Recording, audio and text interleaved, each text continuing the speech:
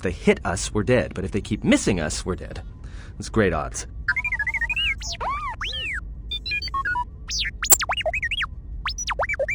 Somebody shut that trash compactor up!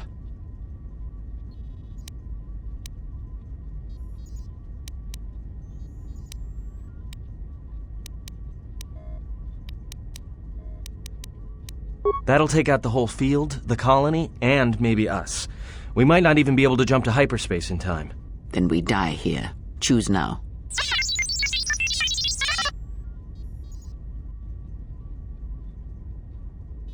Hold on. This is gonna get a little rocky.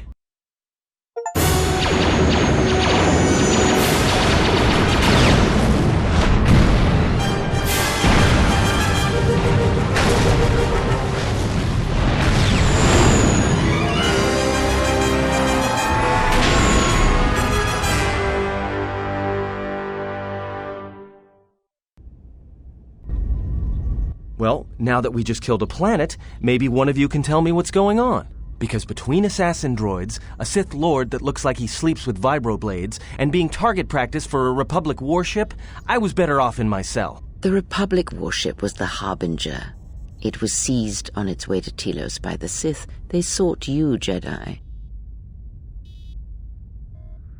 Yes, to aid in the recovery effort there. Many roads lead to Telos, including ours. Not like we have much of a choice, the Paradus astrogation charts being what they are. It is where we must go, and where the Harbinger was bound before our unfortunate encounter on Paradus.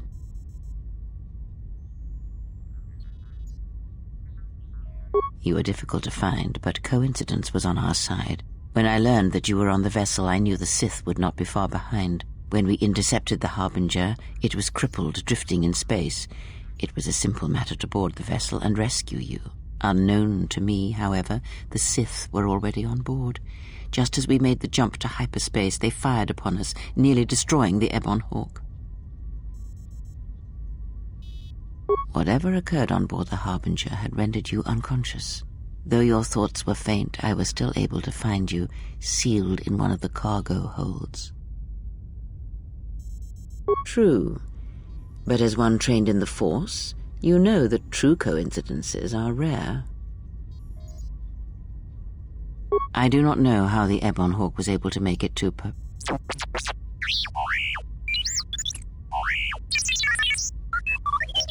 Be silent. We're having a conversation here.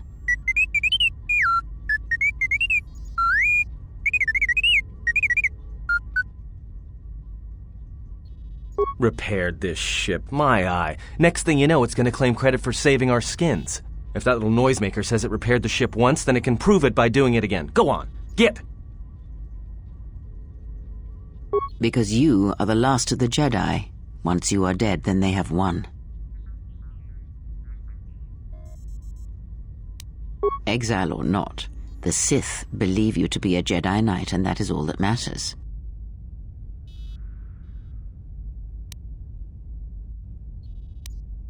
The Jedi's civil war destroyed the Jedi.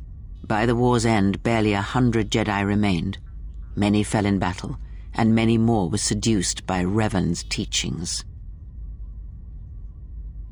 The Jedi Academy on Dantooine is nothing more than a crater that echoes with the ghosts of dead Jedi, and the Jedi Temple on Coruscant lies empty. The waters in the Room of 1,000 Fountains have fallen still, in reverence to the fallen Jedi, and those now lost. Many Jedi blamed the teachings of the Jedi Masters for Revan's fall, and the civil war that followed.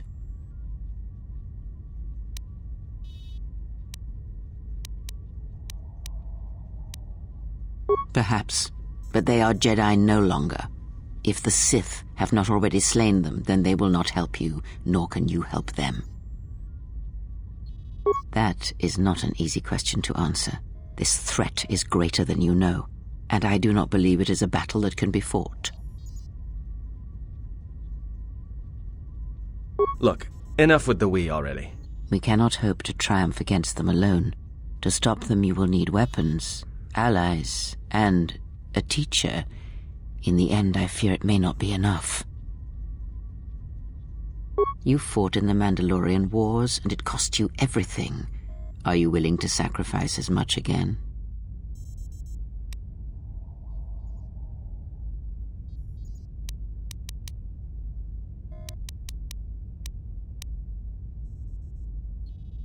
You are not listening to me. This is not like any field of battle you have ever fought in. Think carefully on your choice. If you choose to fight, if you choose war, it is a path few turn from once the first steps are taken.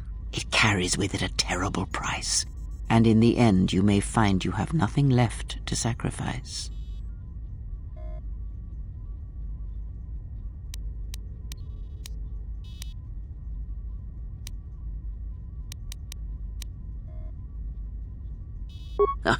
Like so many Jedi, you hear, but you do not listen.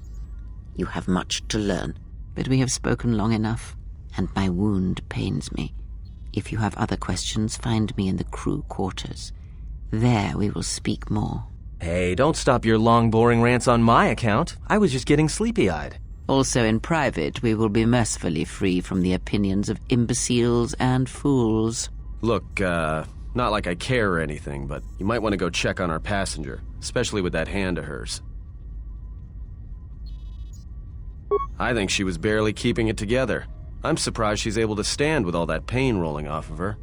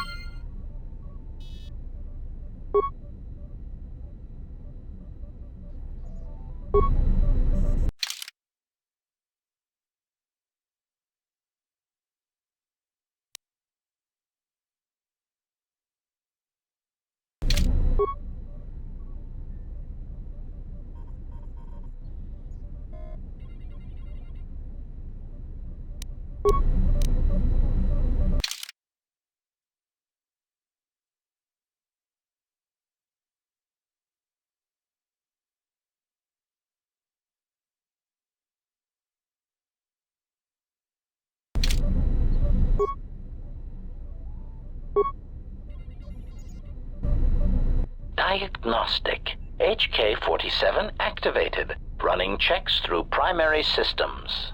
Assessment. It appears I have suffered considerable damage and dismemberment. I can feel all the cracks in my motivators. And my central control cluster seems to have taken several repeated blaster shots at close range. How crude. Answer. I do not know, Master. It is curious that I was here, although this place does seem familiar.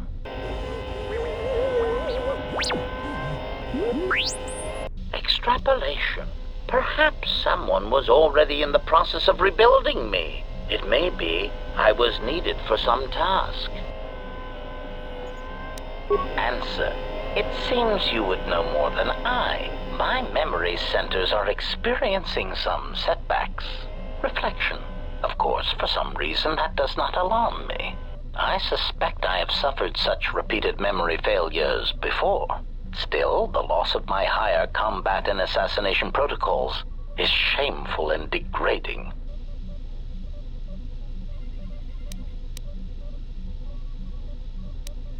Answer. Oh, that is impossible, Master. If I were out to kill you, we would not be speaking.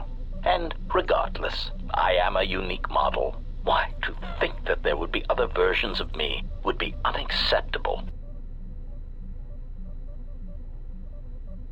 Statement. Master, I must inform you that your attempts at humor are wasted on a droid such as I. As I have expressed, I am unique. Resignation. Very well, Master. If you persist in your attempts at humor, I shall indulge you. Let me check the ship's records, and we will settle this matter once and for all. Conclusion. You speak the truth. This discovery is also causing me some degree of anger and humiliation. Mockery. Am I all right? Oh, yes, Master. Why, I am fine. Statement. I mean, I've only just been reactivated, only to find that there are substandard duplicates of me running all over the galaxy, corroding my good name. But if they are in fact hunting you, then I look forward to the opportunity to meet these units and educate them in proper assassination protocols. Conclusion. So it seems I need you, for the time being. Recitation. Yes, as I said, I am an assassin droid. It is my primary function to burn holes through meat bags that you wish removed from the galaxy, Master. Oh, how I hate that term. Answer. No, Master. I said it again. Answer. Yes, Master.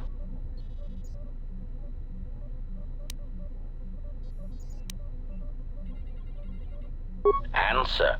Yes, Master. HK-47 is ready to serve.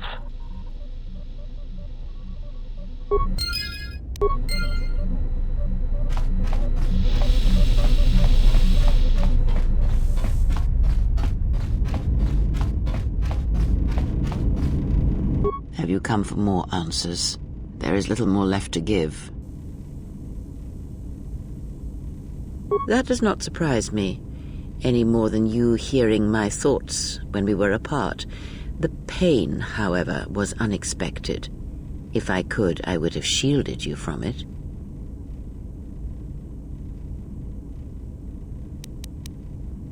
I do not know. I fear that the consequences would have been more extreme. Then the sensation you would feel upon my death might be less than that, though much quicker. Possibly, yes, and I fear it works both ways. I would not wish to test it, nor should you.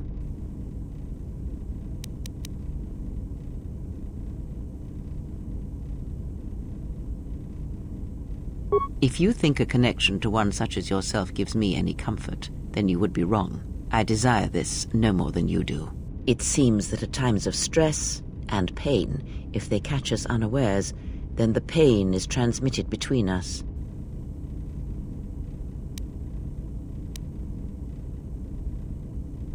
I confess its nature eludes me as well, but the bond is strong and its roots run deep. It seems the force flows easily between us. When one of us manipulates the force to heal or strengthen ourselves, the other is aided as well. A powerful technique indeed, though, as we have noticed, it has its drawbacks.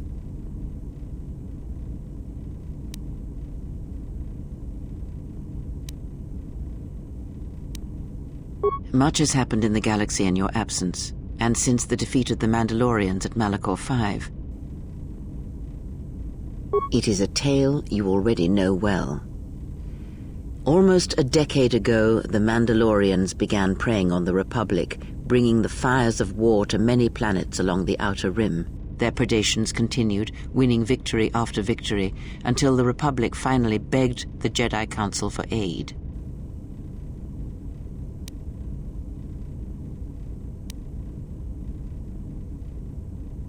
Indeed, the Jedi Council counseled caution and patience to assess the Mandalorian threat as the Outer Rim burned. 2 Jedi Knights, Revan and Malak, defied the Jedi Council. They challenged the Mandalorian fierceness and brutality on the battlefield with a viciousness of their own. Revan's entrance into the conflict marked the true beginning and end of the war. It was Revan who drove the Mandalorians back into the unknown regions. Yes, I have heard tales of Malachor 5 and Revan's part in it. I know you served there in that final battle. It must have been a terrible thing.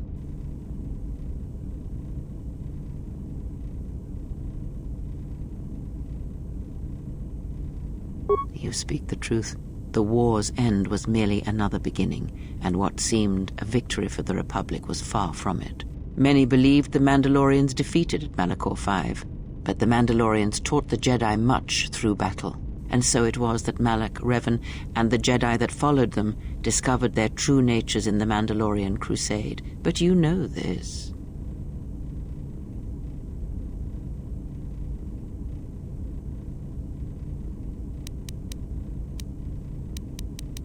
Consumed them? No. Taught them. Defined them? Yes. As Revan and Malak fought the Mandalorians in battle after battle, they grew to despise weakness, just as the Mandalorians did. In the end, the Mandalorians had taught them through conflict, shaped the Jedi, and turned them into a weapon against the Republic. Revan and Malak, and all the Jedi that served them, turned against the Republic and the Jedi Order. Jedi fought Jedi. Revan was ambushed by the Jedi and captured. Malak continued to wage war in his master's place, inflicting terrible wounds on the Republic. Wounds that bleed still. As all Sith do without a strong enemy, the Sith turned on each other. Revan escaped the Jedi and returned to finish Malak, and that was the end of the Jedi Civil War.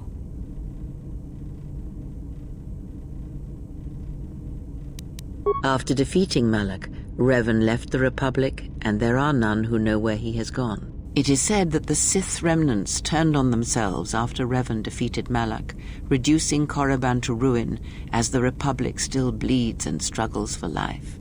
Where Revan wanders now, I do not know.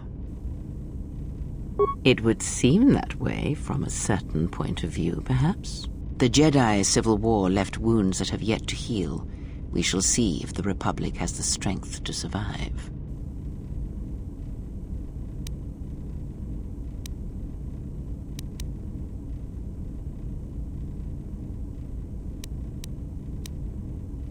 Ask, and I will answer.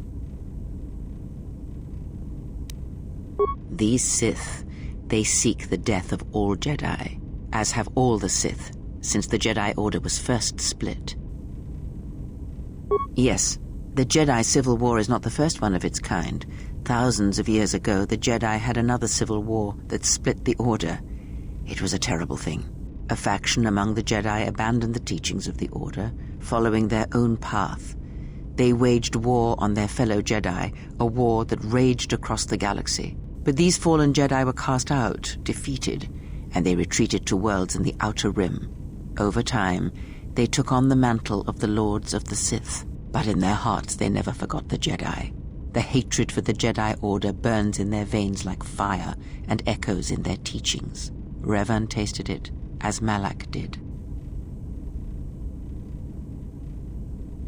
In a manner of speaking, they are different from Malak in that they are concerned only with the destruction of the Jedi.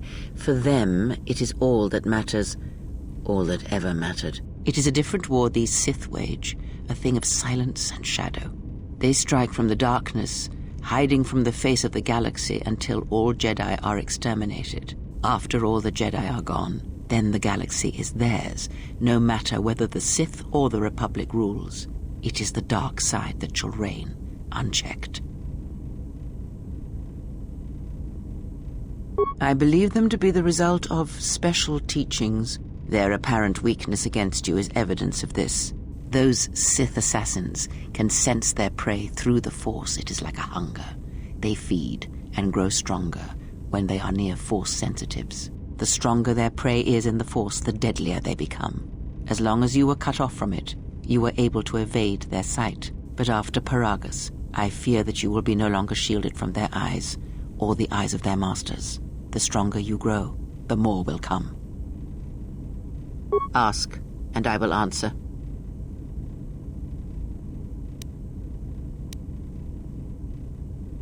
Indeed. And was it the same as before?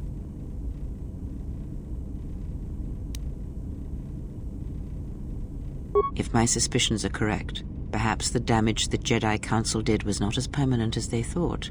It is not an easy thing to cut one off from the Force.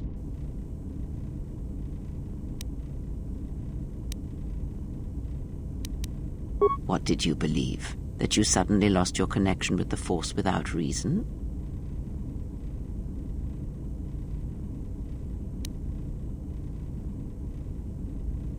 Indeed it is. It is much like losing one's ability to listen or being put into a deep sleep, unable to awaken to the galaxy around you. Such a thing has been done before, when Jedi have pronounced sentence on their own and exiled them as they did you.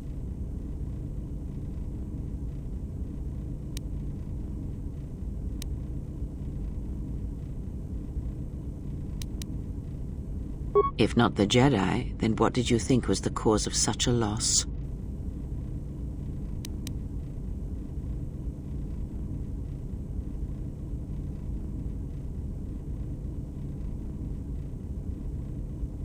War leaves many scars, but rarely does it blind one to the Force.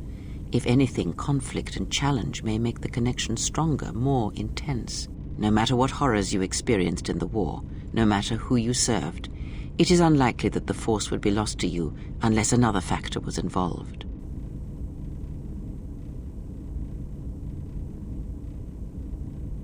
It is possible that such a thing can be undone. Still, even so, the chances of the Jedi undoing such a thing for a traitor is a slim thing at best, assuming they yet live.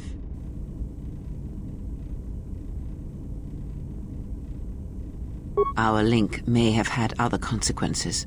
Perhaps you can hear the Force again, distantly, through me. If so, then there is hope.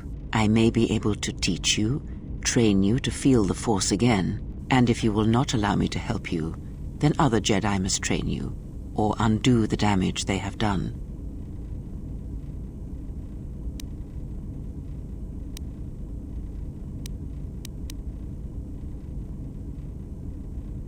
Do not honor me, fallen Jedi. Honor it by listening and learning. Do that, and perhaps we shall survive this thing, you and I. I offer to train you to become strong again, to know the ways of the Force, and to hear the Force sing within you as it once did.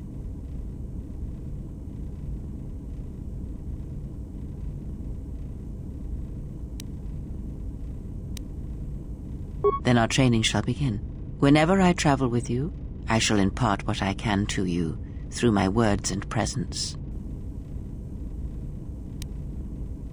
I would see to that fool in the cockpit and remind him of our destination. I would not want him attempting to veer from Telos.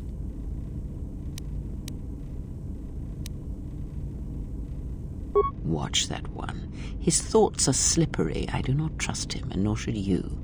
Such a man serves himself first and his allies next.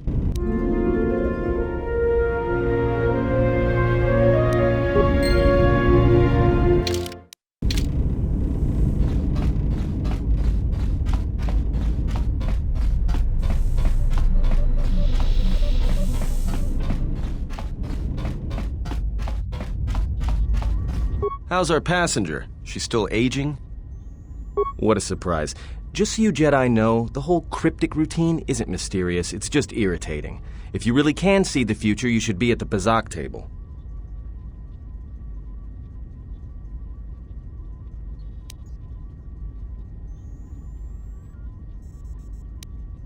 What was that, some kind of joke? That's what I'm talking about. Jedi talk. You two should start your own little Jedi Academy. All right, cut it out. I get it. Last Jedi in the galaxy, I get the comedian who runs around in her underwear. Not that I'm complaining, mind you. I mean, compared to the Jedi Queen of the galaxy back there, I'd rather be stuck in an escape pod for a year with you than her. Then she must be royalty, because she's got to be Queen of the Galaxy to bark out orders like that. Or maybe she's senile. I mean, how old do you think she is? She may have been good-looking once, but it takes some hard living to make creases like that. Hey, I just got out of prison. If we had a decent navicomputer, trust me, we'd be dropping out of hyperspace into the Nar Shaddaa Red Sector right now. After spacing that old witch, of course. Like we have a choice? It's the only place Paradus had logged in their astrogation charts. Well, if you thought Paradus was dead, then Telos is a dying world they're trying to breathe back to life. Should be there before too long. You can check our course on the galaxy map if you want. It's on the wall behind you. So, what happened? Don't gimme that. There were plenty of times back on Paradus where a lightsaber would have been helpful. So where's yours? Oh yeah? I thought a Jedi was supposed to be married to their lightsaber. Guess I heard wrong. Were you a single hilt or one of those double-bladed Jedi? Huh. I hear the twin blades are harder to master, but they can make enemies stampede over each other running for cover. A lot of Jedi in the Mandalorian Wars use double-bladed sabers. A more aggressive blade gives you more slaughter per swing. Hey, you didn't go red, did you? Great. Maybe you and that Sith Lord can have a party after we're dead. Must have been something. Sure be nice to have it now. Might make those Sith think twice before coming after us. Alright, forget I said anything. Like I said before, you can check our course on the galaxy map if you want. It's on the wall behind you.